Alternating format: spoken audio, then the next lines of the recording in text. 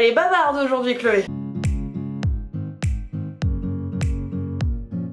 Aujourd'hui, on se retrouve pour une nouvelle vidéo qui sera un challenge. Ça faisait longtemps qu'on n'avait pas fait de challenge, dis donc. Aujourd'hui, le challenge sera de se maquiller avec ceci.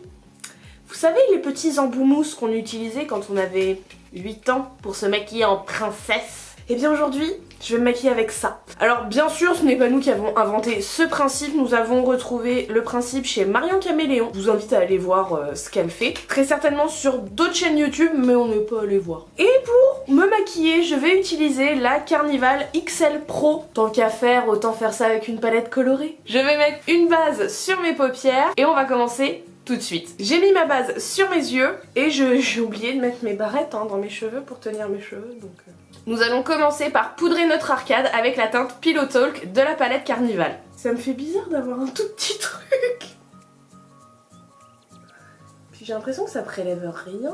Alors je vous l'ai pas dit, mais j'ai pris la marque Elite qu'on trouve au rayon cosmétique chez Leclerc. J'ai pas fait de commande sur un site d'une grande marque pour ça. J'ai pris ceux de chez Leclerc. Ouais non, ça dépose de la matière, mais c'est pas ouf. Maintenant que c'est fait, on va commencer avec la teinte Lit comme teinte de transition. Donc je vais venir la prélever avec ça. Je suis vraiment pas convaincue par ce que je fais. Ce qui est bien, c'est que ça prélève, là par contre. Et on va venir la positionner, on va pas faire une forme compliquée aujourd'hui. Waouh! Oh là là. Alors, je tapote pour déposer la matière. Et j'essaierai de venir dégrader après parce que là... Alors j'essaye de me mettre sur la tranche pour avoir quelque chose d'un peu plus précis. Voilà. Parce que sinon ça fait des gros aplats en forme d'embout quoi. Et maintenant que c'est positionné, on va essayer sans remettre de matière de dégrader un peu. Je prends mon temps parce que je suis pas confiante. Il n'y a pas besoin de mettre trop de matière quand même. On étire un peu, enfin moi j'aime bien étirer donc... De toute façon on viendra préciser le dégradé après. Avec un autre embout parce que je suis pas confiante d'utiliser l'autre côté pour l'instant. Et on va passer à l'intensité et on va dégrader les extrémités aussi. Donc pour l'intensité on va utiliser la teinte Inferno. Et je vais prendre que le bout pointu en fait. Pour venir en mettre dans le pli paupière. Donc là j'en prélève un peu, vous voyez. Donc je mets dans le pli paupière et j'essaye de le suivre et d'intensifier tout ce qu'on vient de faire en fait. Mettre sur la tranche c'est pas un bon plan en fait. C'est pas des teintes qui sont hyper compliquées à travailler, même si là c'est l'embout en fait qui fait que c'est le bordel. Je vais essayer de dégrader tout ça l'un dans l'autre. Ça fait ton piercing? Bah oui. Mais tu me l'as pas dit? J'étais persuadée de te l'avoir envoyé. Bah non. Bah Ah non. merde, pardon. Ouais bah vous voyez, je travaille avec elle et puis finalement elle me dit rien, l'autre sagouine.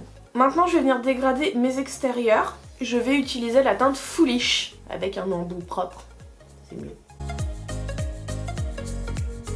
Alors là je suis repartie sur la toute première teinte qu'on a utilisée, donc la teinte Lit, pour pas perdre la couleur parce que entre l'intensité et le dégradé, elle s'était un peu perdue dans les deux. Donc j'en remets un peu et pour éviter qu'il y ait des taches en fait. Et je fais un peu des maquillages moches en ce moment. Ah bon? Bon il était pas terrible le 10G quand même. Ah oui, ah oui. La palette est très jolie mais pas toute seule. C'est ça. On va prendre encore un troisième pinceau neuf. De toute façon on n'est pas là pour les économiser. Et on va utiliser la teinte Keen pour venir sur notre paupière mobile.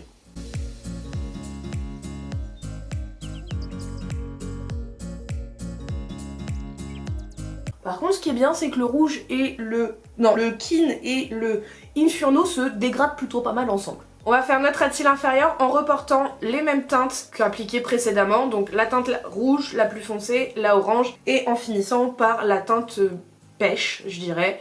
Alors je l'applique en essayant de l'estomper un peu pour que ça soit plus facile après avec les autres teintes de venir les travailler. Et maintenant on va faire le deuxième œil. Chloé elle a trop des bonnes astuces pour aller vite pour faire le deuxième œil. Pour apporter quand même un petit peu de brillance sur ce maquillage, je vais utiliser un des Living My Best Light en teinte Peach Quartz sur ma paupière mobile. Donc en fait c'est un top coat pailleté Là il est orange à tout ton rose. On va l'appliquer sur la paupière mobile pour donner un petit peu de paillettes à tout ça. Ça manque, hein, vous me connaissez, une vie sans paillettes n'est pas une vie. Hein. Donc j'en mets et avec mon doigt je viens tapoter pour appliquer... non. Ah non en fait. Non, on va pas faire comme ça, non. Donc avec l'eau on se rend bien compte que ça ne va pas, ça fait bouger toutes les matières en dessous, donc on essaye de rattraper, tant bien que mal. Plutôt mal que bien je dirais. Ah là c'est mieux.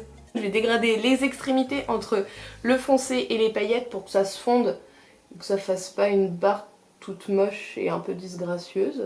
Maintenant qu'on a réussi à rattraper un peu quand même le fiasco du top coat, on va venir mettre un crayon en muqueuse supérieure, un crayon marron pour juste noircir. Je pense que vous devez en avoir marre de ce crayon, mais moi j'utilise le Flormar. En muqueuse inférieure, je vais venir mettre un crayon jaune. C'est le Vivid Bright Eyeliner de chez NYX. Et c'est la teinte Hot Dang.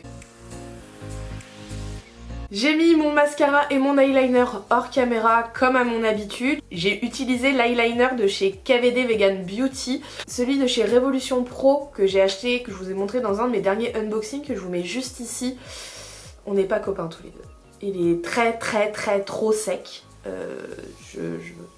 Je pense que même pour faire un chèque, il est pas assez mouillé. Je ne suis pas la seule à penser que cet eyeliner est tout sec. Vous trouverez en description, juste en dessous, la vidéo de Mathilde qui l'utilise et qui finit par en utiliser un autre. Vous savez Mathilde, que j'avais maquillée? Je vous mets ça juste là. Allez lui faire des bisous pour moi, elle est encore en Italie je crois. Et maintenant on va mettre du rouge à lèvres. J'ai choisi d'utiliser le rouge à lèvres en raisin de chez Anastasia Beverly Hills et c'est la teinte Kiss. Je trouve que c'est pile la teinte de mes lèvres oui, en fait. c'est ce que j'allais dire. Il est magnifique. Enfin, c'est juste pour pas qu'elle soit toute nue. Ouais, c'est peut-être un ton plus rosé. Je l'adore. Je l'ai eu en cadeau dans mon unboxing Beauty Bay. Il était fait pour moi. Et voilà le look final.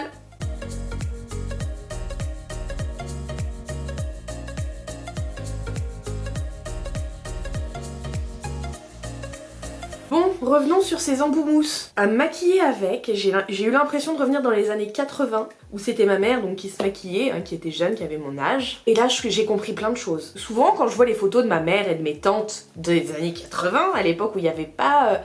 on parlait pas de se maquiller avec des pinceaux, mais on se maquillait qu'avec des embouts mousse. Je me moquais d'elles en disant, mais t'as vu comment c'est appliqué? Parce qu'elles faisaient que des aplats en fait. En même temps, avec les embouts mousse, on peut pas faire grand chose d'autre. J'ai réussi à dégrader. On parlait pas de dégrader, c'était des aplats, c'était des color blocks et basta. Oh ça fait bizarre hein, de remonter dans les années 80. Hein. Surtout que j'étais pas née. Je suis vieille mais pas à ce point là. Donc ouais, je plains vraiment nos mères, nos tantes qui se sont maquillées à cette époque là et surtout avec ces outils de torture. Après c'est complètement faisable.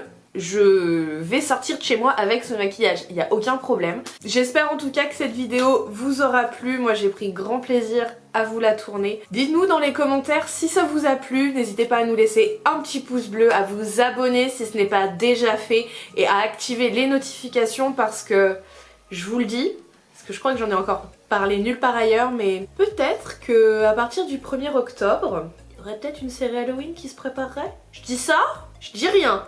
Mais on avait dit qu'il y aurait plein de surprises. Je vous embrasse très fort et je vous dis à la prochaine vidéo.